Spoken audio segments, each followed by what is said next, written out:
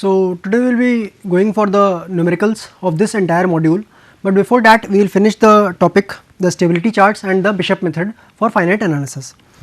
Okay.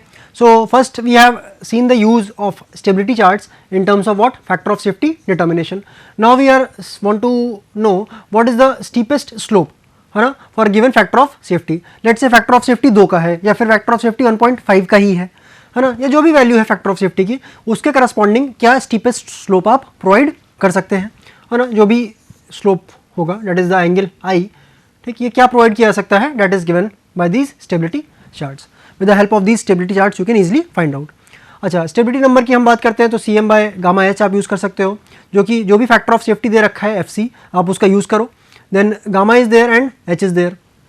So for a given value of 5m value of I और beta is read from the stability charts. तो जो भी आपके पास stability charts दे रखे हैं जो कि लेट से SN के टर्म्स में है और I के टर्म्स में है, जो भी आपका स्टेबिलिटी नंबर आ रहा होगा इस फॉर्मूलेस के कैलकुलेशंस थे, उस जो भी आपका कर्व लेट से ये है ना 5m की वैल्यू कुछ होगी, लेट से 10 डिग्री का कर्व है, आपने उस कर्व को उठाया और उसके करस्पॉन्डिंग क्या किया, आपने I की वैल्यू चेक कर ली और जो भी I की वैल्यू होगी वो आप स्टीपेस्ट स्लोप में आप इसे डायरेक्टली यूज़ कर सकते हो. अच्छा, we talk about the Bishop method. तो ये मेथड ऑफ स्लाइसेस से कैसे डिफरेंट है, हम पहले उस चीज़ को देखेंगे.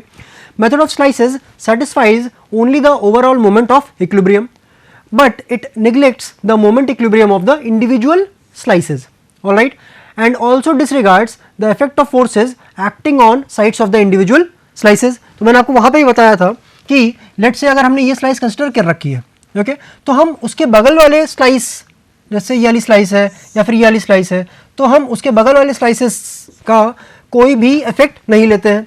इस स्लाइस को हम इंडिविजुअली मान के चलते हैं और इस स्लाइस का जो भी इफेक्ट होगा वो हम अलग तरीके से एनालाइज करते हैं. बट जब हम बिशप मेथड की बात करेंगे तो यहाँ पे यही चीज़ यहाँ पे कंसिडर की जाती है. लेट से अगर हमने इस स्लाइस को यहाँ पे कंसिडर कर रखा है, ऑलराइट, तो जो नॉर्मल फोर्स होगा जो अगल बगल वाली स्लाइड से that is given by En and E of n+1. Let say this is the nth slice and जो भी ये लेफ्ट वाली स्लाइस लेट से n और ये n+1 वाली स्लाइस जो भी ये फोर्स लगा रही होगी नॉर्मली उसको भी हम कंसिडर करेंगे. Also we be considering the shear forces, alright, the shear forces जो भी उस स्लाइस के अगल बगल से आ रहा होगा. सो that is given bye xn और xn+1. ठीक है, तो ये जो है साइड वाले फोर्सेस हैं और बाकी जो फोर्सेस हैं वो एज इट इज लग रहे होंगे. So let us see what are the forces which act on the slices. So first is the weight of the slice जो कि W होगा, that is gamma into H into B. जो भी इस slice का वेट लग रहा होगा वो तो हमने पहले भी देख रखा है, चाहे हमने कलमैन मेथड की बात करी हो चाहे हमने मेथड ऑफ स्लाइसेस की बात करी हो, तो वह वेट तो लगना स्वाभाविक सी बात है. अच्छा, यहाँ पे H क्या है, average height of the slice. तो एवरेज हाइट की हम अभी जब हम न्यूमेरिकल देखेंगे तो हम समझेंगे कि एवरेज हाइट क्या है. जब हम बात करते हैं normal force on the base, अब स्लाइस के बेस पे लेट से यदि मैंने ये स्लाइस ले रखी है ना, तो स्लाइस के बेस पे एक तो नॉर्मल फोर्स लग रहा होगा, बट यदि मैं वाटर भी कंसिडर करता हूँ, यदि वाटर टेबल भी होता है तो ये क्या करेगा, कुछ U फोर्स लगा रहा होगा और ये U फोर्स क्या करेगा, ये इस नॉर्मल फोर्स की टेंडेंसी को कुछ कम कर देगा. सो लेट से अगर इस आर्क की लेंथ है L, तो this pore water pressure which is acting which is coming out to be U into L. और जब मैं टोटल नॉर्मल फोर्स की बात करने लग जाऊँ तो मैं क्या कहूँगा कि N dash is equal to N minus UL. ये मैं कह सकता हूँ क्योंकि एक तो N फोर्स लग रहा होगा, बट जब मुझे इक्विवेलेंट निकालना है तो क्या होगा, उस जो पानी का जो प्रेशर जो ऊपर की तरफ आ रहा होगा उसको मुझे नलिफाई करना होगा. Okay, so these are third point, fourth point, fifth and sixth point. Okay, so these are 1 2 3 4 5 6. Now understand the third force is shear force on the base, that is given by T here. This comes out to be tau m into L. अच्छा, जब मैं normal force की बात कर रहा हूँ ये sides पे लग रहा है, साइड्स पे लग रहा है मतलब कि ये वाला फोर्स है ना, जो ये नॉर्मली फोर्स लग रहा है. तो this is given by E1 and E2, let say En+1 यदि हम nth स्लाइस की बात कर रहे हैं. Shear force on the sides, अब शेयर फोर्स भी कुछ ना कुछ लग रहा होगा. देखिए ये xn लग रहा और ये xn+1 लग रहा है. ठीक, this is x1 here and this is x2 here. तो ये साइड्स वाले फोर्सेज होंगे. सिमिलरली यदि कोई एक्सटर्नल फोर्स एक्ट कर रहा होगा उस स्लाइस पे तो उसको भी हम यहाँ पे पिक्चर में ले लेंगे. यदि मैं फैक्टर ऑफ सेफ्टी की बात करूं, so this is the factor of safety given by this Bishop's method, that is 1 upon sigma W sine alpha into sigma of the entire term, okay, the entire term of this here c dash b plus tan phi dash into w minus ub here, okay. यदि cohesion नहीं होगा, यदि cohesion soil में नहीं होता है, cohesion less soil होती है, तब this term will be coming out to be zero, alright. यदि कोहेजन होता है तब आप इसको एज इट इज यूज करेंगे, okay. Next term is this is into sec alpha by 1 plus tan alpha into tan phi dash by f. तो यहाँ पे आप एक चीज ये देखिएगा कि यहाँ पे भी f की वैल्यू है और यहाँ पे भी f की वैल्यू है, and f is nothing but the factor of safety. अच्छा, जब दोनों ही साइड है तब आप इसको कैसे सॉल्व करोगे इस इक्वेशन को, that I will be telling you. अच्छा, यहाँ पे f की वैल्यू क्या है, 1 upon sigma W sine alpha into sigma of the entire term there. अच्छा, इस पोर्शन को हमने m अल्फा के रूप में यहाँ पे लिख लिया है, and this m alpha is equal to what, 1 plus tan alpha tan phi dash by f into this cos alpha, because ये sec अल्फा यहाँ पे नीचे चला जाएगा, and this m alpha will be there. जो पोर प्रेशर रेशियो होता है, this is given by R U, this is given by u into B by W. This is for each and every individual slice, you can find it out, ठीक. That is equal to U B by W there. तो जब भी factor of safety इधर भी है और इधर भी है, तो आपने क्या किया, सबसे पहले आप एक ट्रायल वैल्यू अज्यूम कर लीजिए. Let's say factor of safety आप अज्यूम कर लेते हैं, लेट्स से 1.5. अब इस फैक्टर ऑफ सेफ्टी के करस्पॉन्डिंग आप सारा कैलकुलेशन आप राइट हैंड साइड पे करेंगे, और इस फैक्टर ऑफ सेफ्टी के करस्पॉन्डिंग जो भी वैल्यू लेफ्ट हैंड साइड पे आपको फैक्टर ऑफ सेफ्टी की मिलेगी, उसको यदि वो मैच कर जाती है तो ठीक है, यदि नहीं मैच करती है तो आप फिर से एक नई ट्रायल वैल्यू आप अज्यूम करेंगे, देन उसके बाद फर्दर आप कैलकुलेशन करेंगे. तब तक आप इटरेशंस करते रहेंगे जब तक कि जो आपने trial value factor of safety की मान रखी है, वो वैल्यू जो कैलकुलेटेड वैल्यू है उसके बराबर नहीं आ जाती. So you have to see this that the trial value and the calculated value is coming out to be same, और वही आपका फैक्टर ऑफ सेफ्टी निकल के आ जाएगा, okay. So the equation given by Bishop contains the factor of safety on both the sides, and the equation is solved using successive approximations there that I will be telling you in the numericals, and the process is repeated till the assumed value of the f, that is the trial value, and the calculated value will coincide there. जब वो match कर जाती है तो वही हमारी factor of safety की value होती है. अच्छा, इसमें हम इस वाले लेक्चर में हम 5th मॉड्यूल का अर्थ प्रेशर का और स्टेबिलिटी ऑफ स्लोप्स दोनों का ही हम यहाँ पे न्यूमेरिकल्स देख रहे होंगे. Let's see the first numerical here. A 6 meter high retaining wall is to support a soil with the unit weight that is given as gamma, that is equal to 17.4 kilonewton per meter cube, and phi dash that is equal to 26 degrees. Okay, the cohesion value is 14.36 kilonewton per meter square. यानी कि cohesive soil यहाँ पे आपको दे रखी है. Determine the Rankine active force per unit length of the wall before the tensile cracks occur. Also find out the critical depth. तो आपसे क्या पूछा गया है, एक तो Rankine active force per unit length पूछा गया है, दूसरी चीज क्या पूछी गई है, क्रिटिकल डेप्थ पूछी गई है. So let us see here, जो रिटेनिंग वॉल की हाइट है that is 6 metres, that is given here. जो यूनिट वेट ऑफ सॉइल है दैट इज 17.4 किलोन्यूटन पर metre cube, that is given here. Phi dash is given as 26 degree and the cohesion is given as 14.36 kilonewton पर metre square. अच्छा, Rankine active force की बात कर रहा है, तो हमें जो एक्टिव प्रेशर या एक्टिव फोर्स कोफिशिएंट है उसकी भी हमें बात करनी पड़ेगी. Let's say that is given as Ka. So this is given by 1 minus sine phi by 1 plus sine phi there. तो ये वाला हमने फॉर्मूला पहले ही पढ़ा है. So this is coming out to be this 0.3905. अच्छा, रैंकाइन फोर्स कितना लग रहा होगा, ये कोहेसिव सॉइल है तो रैंकाइन फोर्स की वैल्यू क्या हो जाएगी, थोड़ी सी कम हो जाएगी. कितनी कम हो जाएगी, 2c इंटू एच रूट में K.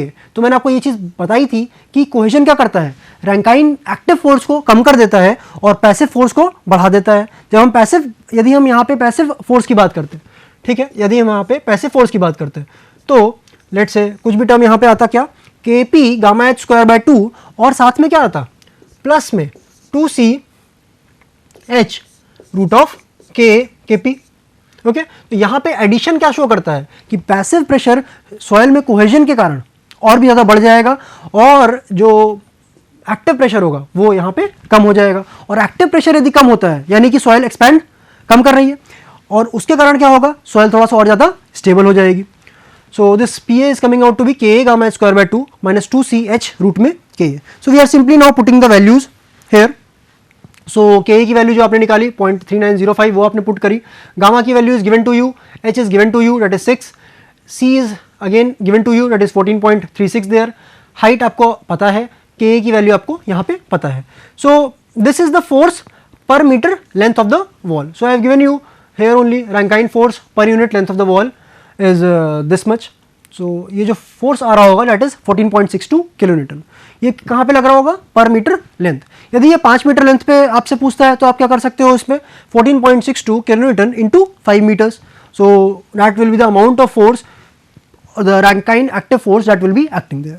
यदि मैं क्रिटिकल डेप्थ की बात करूँ, यानी कि मैं क्या कर रहा हूँ, एक तरीके से एक्सकेवेशन की बात कर रहा हूँ. यदि मैं एक्सकेवेट करता हूँ तब उस समय सॉयल बिना इसके फोल्डिंग्स के, बिना सपोर्ट्स के कितना डेप्थ तक स्टेबल रह सकती है. So this is given by 2 into Z naught. So 2 into 2c by gamma root में के that is equal to 5.28 metres. Alright, so this is there. Now moving on to the second numerical of this topic here. An infinite slope made of the clay.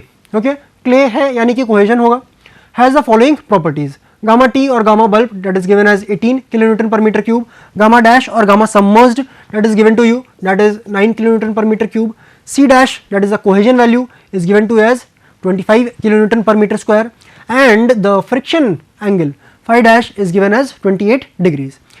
If the slope has an inclination of 35 degree, यानी कि infinite slope दे रखा है तो ये कुछ slope होगा और इस slope का एंगल कितना होगा I, और I की वैल्यू यहाँ पे कितनी दे रखी है 35 degrees. Alright, and height is equal to 12 metres. तो आपको हाइट भी यहाँ पे प्रोवाइडेड है. Determine the stability of the slope when, पहला केस क्या है, स्लोप सबमर्ज्ड है. दूसरा केस क्या है, there is seepage parallel to the slope. इन दोनों ही केसेस में कुछ क्रिटिकल हाइट होगी और उसके करस्पॉन्डिंग जो आपकी दीवार है कितने की है 12 मीटर्स की, या फिर जो आपका स्लोप है उसकी हाइट कितनी है 12 मीटर्स की. तो हम उसको यहाँ पे देखते हैं कैसे कैसे निकालना है. पहला केस जब स्लोप सबमर्ज्ड है, जब स्लोप सबमर्ज्ड होता है so at that time critical height is given as C dash into sec square I by gamma dash और गामा प्राइम और gamma submerged here into tan i minus tan phi dash. So we are simply putting in the values here और हमें ये पता चलता है कि 24.6 metres critical height है. और हमारा जो स्लोप है जो हमने कंस्ट्रक्ट किया है दैट इज व्हाट 12 मीटर्स. तो 12 मीटर्स तो ऑब्वियसली 24.6 से कम ही है.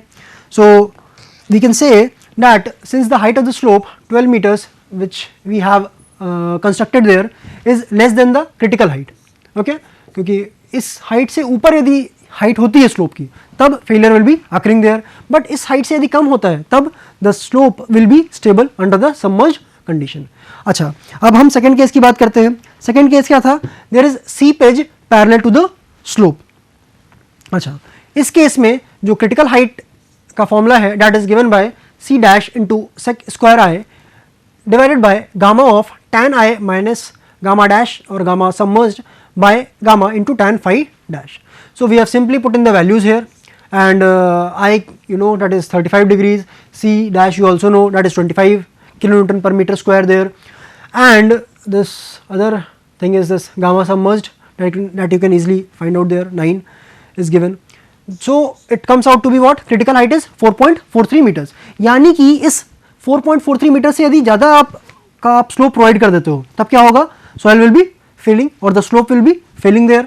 सो यहाँ पे यही कंक्लूजन है that since the height of the slope जो हमने कंस्ट्रक्ट किया है that is 12 metres is more than the critical height, और क्रिटिकल हाइट आपने क्या निकाली है अभी 4.43 metres. So the slope is unstable under this case. So in the first case you saw that the slope was stable there, and the second case you saw that the slope is unstable. Now the third question, see, this is based on the Fellenius method of slices. Determine the factor of safety in terms of effective stress of the slope as given in the figure using Fellenius method of slices. The relevant soil properties are as follows. What are the properties that are given?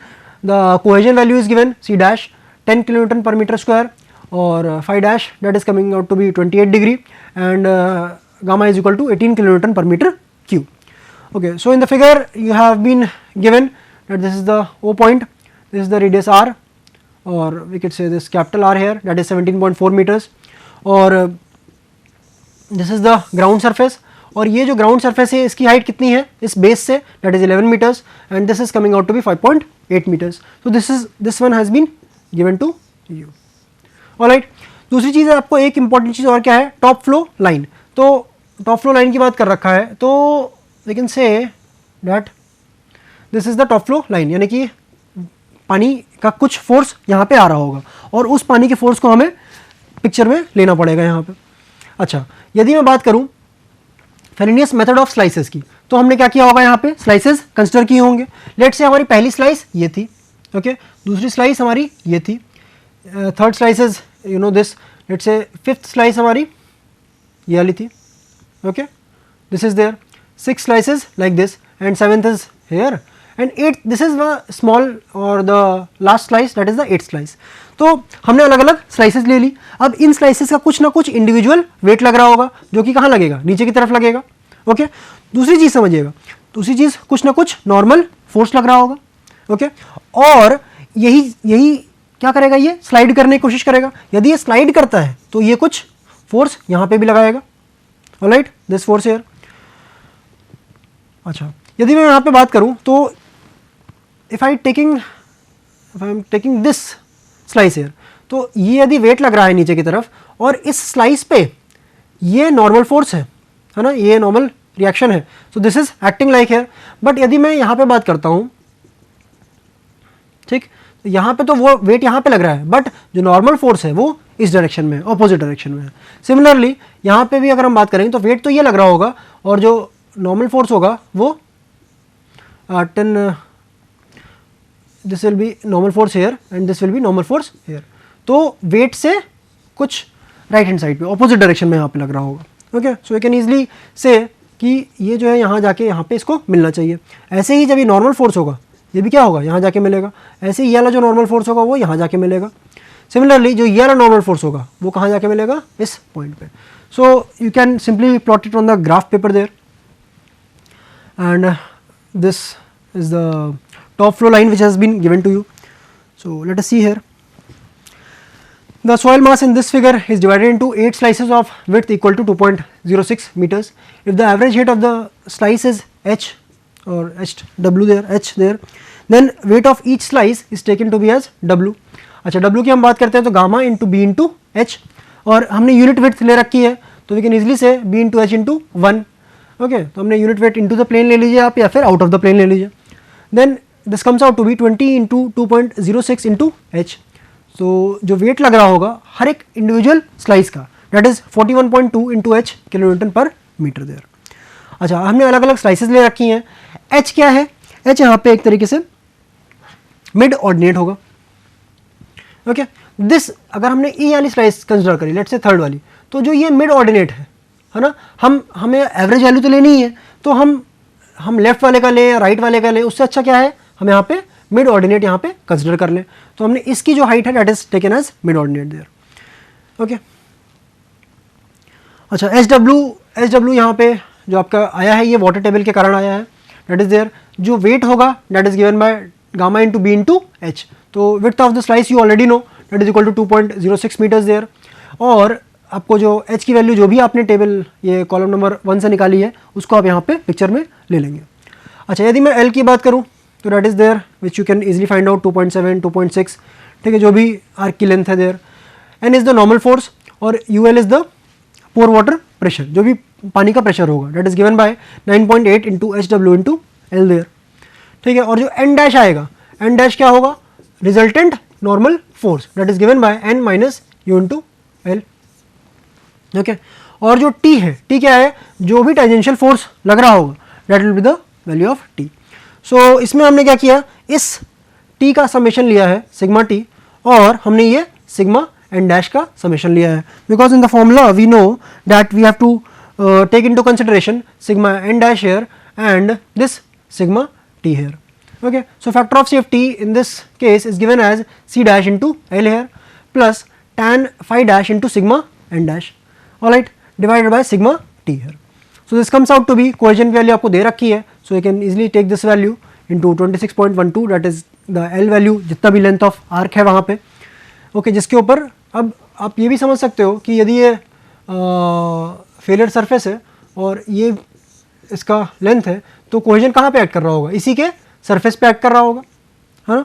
So that is the length of the arc there, और जितना भी cohesion act कर रहा है that is the value of cohesion there, जो कि यहाँ पे 10 है। सो आपने सिग्मा एंड डैश यहाँ टेबल से देख लिया, that is 600.4 and 631 here. So the factor of safety comes out to be 1.008। तो फैक्टर ऑफ सेफ्टी 1 से ज़्यादा है, यानी कि फेलियर अभी भी अकर नहीं करेगा, बट यदि 1 से वैल्यू कम हो जाती है तब failure will be occurring at that point. अच्छा, इस वाले न्यूमेरिकल में आप देखिएगा, retaining wall with a smooth vertical back retains sand backfill, okay, sand is there, that is cohesionless soil, backfill for a depth of 6 meters. The backfill has a horizontal surface, alright, backfill has a horizontal surface and has the following properties, जहाँ पे cohesion की value आपको 0 दे रखी है, phi dash की value आपको 28 degree दे रखी है जो कि इंटरनल फ्रिक्शन है, गामा की वैल्यू 16 किलोन्यूटन पर metre cube and gamma saturated की वैल्यू इज 20 किलोन्यूटन पर metre cube, that is given to you. Now you have to calculate the magnitude of the total thrust against the wall for conditions given below. तो आपके पास कई सारे अलग अलग conditions हैं, उसमें आपको क्या निकालना है कि जो भी रिटेनिंग वॉल है और उसके पीछे जो भी ये लेट्स से सॉयल है वो कितना फोर्स लगा रही होगी।